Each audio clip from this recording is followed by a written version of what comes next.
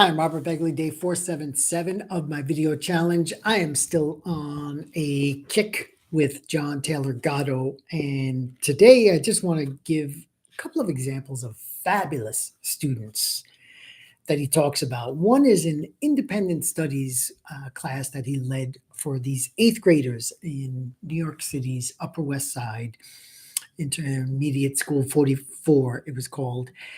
And it goes back to 1981, shortly after John Lennon was assassinated. Yoko Ono wanted to take a part of Central Park and redo it, calling it Strawberry Fields, with their own money, private money, well, probably with John Lennon's money. And the New York Landmarks Commission said no, they voted it down. So Gatto had three students who didn't like this decision. And he said, well, okay, why don't you do this? Why don't you go and get 5,000 signatures? And this is way before the internet era, 1981. And they will likely convince the New York City Landmark Commission to overturn. And that's exactly what they did. And the kids were knocking on doors, they were writing letters, they were doing all these real world activities that would lead to success in this project. And eventually, when Strawberry Fields was allowed, Yoko Ono had a big party and she invited the three girls.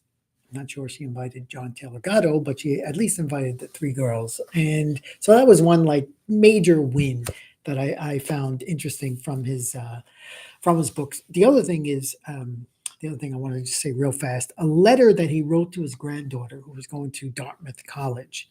And he basically says, these are things, what does proper education depend on? One is self-knowledge. The first thing you need is knowledge of yourself. What are your abilities? What are your flaws? And how do you work to improve those? Then he talks about observation, watching the things around, feedback, testing whether things work or not, analysis. He says, can you take a new problem, break it into components, and then put it back together?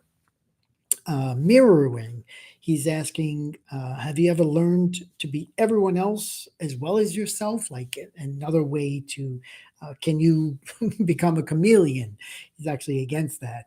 Expression, judgment, and the final one, the most practical. Can you add value? Anyone who goes to school should know their purpose in coming out is being able to add value.